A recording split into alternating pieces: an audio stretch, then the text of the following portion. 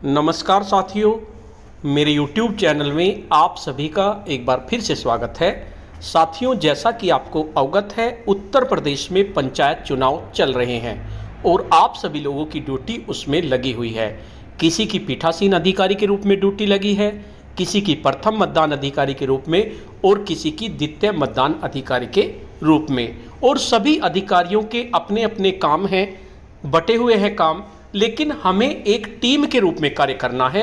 ऐसा जरूरी नहीं कि आप अगर द्वितीय मतदान अधिकारी हैं तो आप पीठासीन के कार्य को ना जानें, क्योंकि कभी कभी क्या होता है, आपके पीठासीन अधिकारी बुजुर्ग होते हैं या उन्हें कोई और दिक्कत होती है, तब आपको पीठासीन अधिकारी की मदद करनी होती है और उनका काम भी कराना पड़ता है। तो इसलिए सभी बातों की आपको जानकारी होनी चाहिए।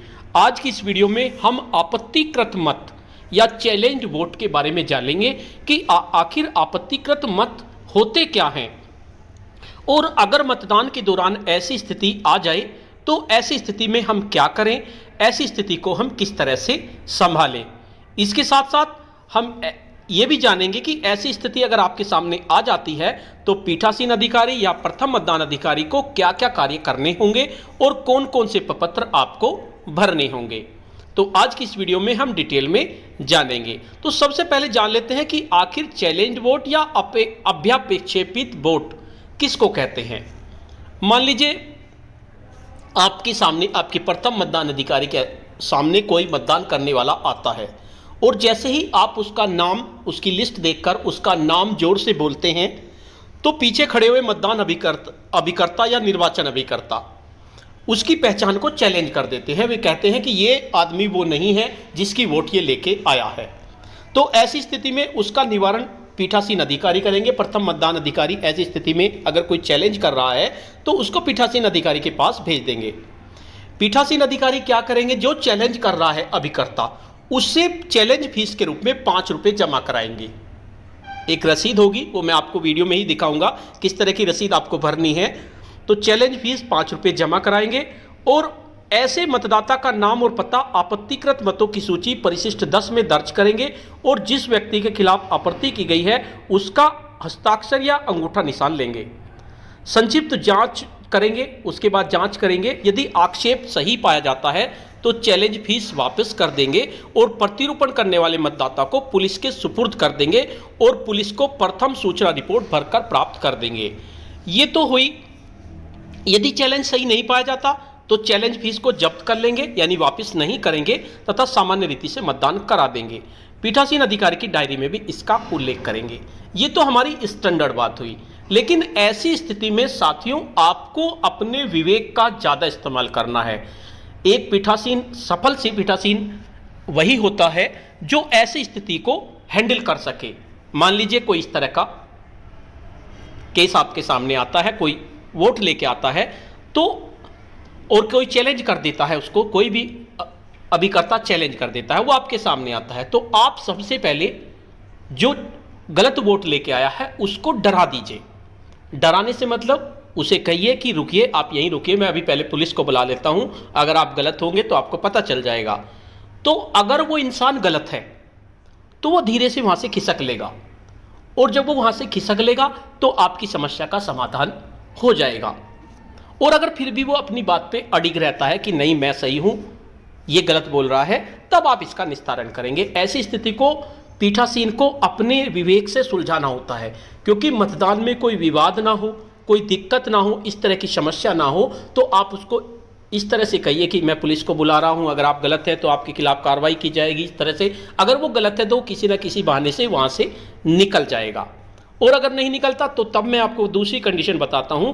तो इसमें आपको एक तो रसीद निकालनी पड़ेगी, जैसे जो उससे 5 रुपये लेंगे तो उसको रसीद बनाएंगे, निक्षेप धनराशि की रसीद। ये आपका प्रपत्र 28 आपको भरना होगा। वैसे कोशिश आपको यही रखनी है कि इन सभी से आप बच के रहें, क्योंकि ऐसे कोई ज़्यादा समस्या नहीं आती। अगर आप आराम से हैंडल कर लेते हैं, समझाने में कामयाब हो जाते हैं तो हो जाता है। आप एजेंट को भी कहिए कि ये फॉर्म भरना पड़ेगा, ये करना पड़ेगा, तुम्हारा नाम लिखना पड़ेगा, तुम्हारे आपसी विवाद हो जाएगा, इसको जाने दो, इस तरह से आप हैंडल कर सकते हैं। वरना आपको निक्षेप धनराशि की रसीद लेनी पड़ेगी। आपत्ति किए गए मतदाताओं के संबंध में धनराशि सी पे टिक करेंगे और यहाँ पर एजेंट का आप नाम लिख देंगे, जो भी आपका एजेंट है, निर्वाचन अभिकर्ता या मतदान अभिकर्ता एक ही बात होती है। तो मतदान अभिकर्ता पे टिक करेंगे से 5 रुपये की राशि आपत्ति के निक्षेप के रूप में प्राप्त की, और यहाँ पर स्थान लिख देंगे जो भी आपका, मैंने स्टैंडर्ड लिया हुआ है प्राथमिक विद्यालय कमरा नंबर 1 खेड़ी 19/4 पीठासीन के हस्ताक्षर, मतदान स्थल क्रमांक और नाम। ये एक फार्म आपको भरना होगा।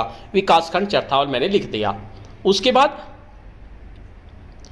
रसीद वापसी है, ये रसीद वापसी दे देंगे। उसके बाद आपको एक फार्म और बनना पड़ेगा, प्रपत्र 29 आपत्तिकृत मतों की सूची, यानी जितनी भी आपत्ति हुई, मान लीजिए ग्राम पंचायत चुनाव 2021 के निर्वाचन के दौरान आपत्तिकृत विशिष्ट वार्ड क्रमांक लिख देंगे 1 से 2, और सदस्य का लिख दें, ग्राम प्रधान का लिख दें, जिसमें भी आपको टिक करना चाहे कर सकते हैं, कोई दिक्कत नहीं है।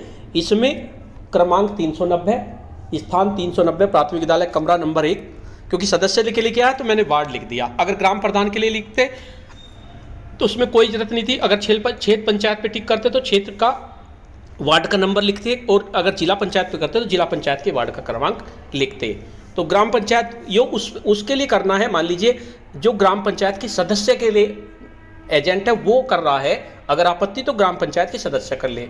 प्रधान के लिए कर रहा है आपत्ति, प्रधान का एजेंट है तो उस ग्राम प्रधान के लिए कर दीजिए। तो इस तरह से आप इसमें लिख सकते हैं, कोई इसमें दिक्कत नहीं है। इतने कॉलम भर देंगे तो भी कोई दिक्कत नहीं। उसके बाद क्रमांक, मान लीजिए मतदाता का नाम जो आया था उसका नाम देवेंद्र था, मैंने देवेंद्र यहाँ पे लिख दिया। उसका सूची में क्रमांक 324 था। उस ग्राम पंचायत का नाम जिसकी मतदाता सूची है खेड़ी था। जिस व्यक्ति के खिलाफ आपत्ति की गई उस व्यक्ति के हस्ताक्षर या अंगूठा, यानी उसका यहाँ पर अंगूठा निशान लगा देंगे देवेंद्र का यहाँ पे। उसके बाद जिस व्यक्ति के खिलाफ आपत्ति गई उस व्यक्ति का पता मान लीजिए खेड़ी का ही था। यदि कोई पहचानने वाला वहाँ पर है, उसे पहचान रहा है जो, उसका नाम यहाँ लिख देंगे। मान लीजिए कोई रामपाल नाम का व्यक्ति उसे पहचान रहा है तो यहाँ पे लिख देंगे कि हाँ ये सही है। उसके बाद आपत्तिकर्ता का नाम, यहाँ पर एजेंट का नाम लिख देंगे, यहाँ पर पीठासीन के हस्ताक्षर कर देंगे, और निक्षेप का प्रतिवाय करने वाले आपत्तिकर्ता का हस्ताक्षर यहाँ एजेंट के आप साइन करा लेंगे। तो इस तरह से आपको लिस्ट बनानी होगी, लेकिन कोशिश करो आप इन सभी चीज़ों से बच के रहो, क्योंकि आप पीठासीन हैं, आपको पावर है, आप उसका निस्तारण आराम से भी कर सकते हैं, और फार्मों के में घुस जाएंगे तो बहुत ज़्यादा आपको दिक्कत होगी। उसके बाद इसमें स्थान में 390 प्राथमिक विद्यालय कमरा नंबर 1 खेड़ी, आप पीठासीन के हस्ताक्षर कर देंगे, दिनांक लिख देंगे। इस तरह से आपको एक फार्म ये भरना पड़ेगा। उसके बाद आपको एक प्रपत्र 27 भी भरना पड़ेगा, त्रिस्तरीय पंचायत निर्वाचन थाना प्रभारी को शिकायती पत्र। मान लीजिए वो मान ही नहीं रहा और गलत है तो आपको उसकी शिकायत करनी पड़ेगी। सेवा में थाना प्रभारी जहां भी है उसका नाम लिख दें, खेड़ी ग्राम पंचायत जिला निर्वाचन क्षेत्र संख्या 390 के मतदान स्थल का, यहाँ मतदान स्थल का नाम लिख देंगे 390 प्राथमिक विद्यालय कमरा नंबर 1। महोदय मुझे सूचित करना है, श्री एजेंट का नाम लिख देंगे, जिस एजेंट ने आपत्ति की, पुत्र श्री सुरेश, मैंने वैसे ही नाम दिए हुए हैं, निवासी खेड़ी ने उस व्यक्ति के पर रूपर धारण के बारे में आपत्ति की है, जिस श्री थानेदार को सुपुर्द किया जाता है, या थानेदार या पुलिस वाले जिसको भी सुपुर्द कर रहे हैं उसका नाम आप यहाँ पे लिख देंगे। इस व्यक्ति ने श्री देवेंद्र होने का दावा किया है, जिसका नाम उक्त वार्ड की निर्वाचन वार्ड 2 में क्रम संख्या 324 पर प्रदर्शित है। यह व्यक्ति यह साबित नहीं कर पाया है कि वह उच्च निर्वाचक है। मेरे विचार से यह छद्मवेशी है, अतः आपसे प्रार्थना है कि आप देवेंद्र के विरुद्ध भारतीय दंड संहिता लोक प्रतिनिधित्व अधिनियम की उपयुक्त धाराओं के अधीन अपेक्षित आवश्यक कार्रवाई करेंगे। तो ये फार्म है। इस तरह के फार्म अगर कोई इस तरह का आदमी आता है जिसे चैलेंज किया जाता है तो उसको आप ये बता भी सकते हैं कि इस तरह से एक फार्म भरा जाएगा, फिर आपको पुलिस के सुपुर्द किया जाएगा और पुलिस निस्तारण करेगी कि आप वो व्यक्ति हैं या नहीं। अगर आप इतनी सारी बात उसे बता देंगे तो वो अगर गलत है तो चुपचाप ही निकल जाएगा, और अगर उसका दावा सही है तो एजेंट की जो फीस है उसको आप वसूल कर लेंगे, 5 रुपये जो है उसे वापस नहीं देंगे और उसका ऐसे ही मतदान करा देंगे जैसे होना था। तो ये आपके इस तरह के चैलेंज वोट होती हैं, तो ये आपको करना है। उसके बाद इसको रसीद दे देंगे, और उसके बाद अगर आप इस तरह का हुआ तो आपको 2 असंवैधिक लिफाफे मैंने बताए थे। नंबर 4 पे है आपत्तिकृत मतों की सूची रखने के लिए लिफाफा। जो आपत्तिकृत मतों की सूची आपने बनाई इसमें इस सूची को आप रख देंगे। ये देखिए, ये मैंने एक लिफाफा है आपका 4 नंबर का असंवैधिक, और ये आपको सील बंद करना है। अगर इस तरह का कोई मैटर आता है। और अगर मैटर नहीं आता तो लिफाफे नंबर 4 में नील लिखकर, चाहे तो आप ये सभी जितने भी हैं इनको नील करके इसमें डाल देंगे, सब नील नील जितने भी फार्म है आपके, इनको आप सूची, ये सूची है, सूची को इसमें आपको इतना ऊपर के सब भर के और यहाँ पर नील लिख देंगे बड़े अक्षर में, और इसको नील को उसमें डाल देंगे उस लिफाफे में और उसको सील बंद कर देंगे। क्योंकि सूची में कुछ है ही नहीं, तो आपको एक तो आपको ये लिफाफा क्लियर हो जाएगा। आपका आपत्तिकृत मतों की सूची अगर है तो रख देंगे, और नहीं है तो आप इस फार्म को, जो सूची का फार्म है, इसे नील करके इसमें रख देंगे और उसको सील बंद कर देंगे।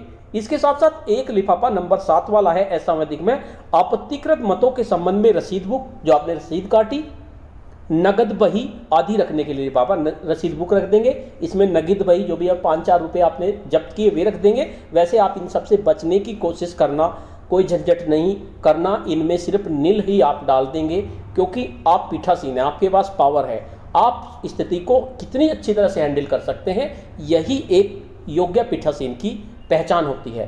क्योंकि ज़्यादातर ये लिफाफे नील ही जाते हैं और इनको पहले ही सील कर दिया जाता है, क्योंकि ऐसी आपत्ति बहुत कम आती है। तो साथियों, मैंने कोशिश की है आपको अच्छे से समझाने की, लेकिन अगर आपकी कुछ भी समझ में नहीं आता किसी भी चीज़ में, तो आप वीडियो के कमेंट बॉक्स में कमेंट करते हैं, तभी मैं वीडियो बनाने के लिए प्रेरित होता हूं और मुझे पता चलता है कि मुझे क्या वीडियो बनानी है, आप लोगों की क्या डिमांड है। तो साथियों, अगर आपको ये वीडियो पसंद आती है तो इस वीडियो को लाइक करें, शेयर करें और वीडियो पे कमेंट्स करें। और अगर आप मेरे चैनल पे नए हैं, पहली बार मेरे चैनल को देख रहे हैं, तो चैनल को सब्सक्राइब कर लें और बेल के आइकन को प्रेस कर दें, जिससे कि आपको नेक्स्ट वीडियो का नोटिफिकेशन मिल सके। धन्यवाद।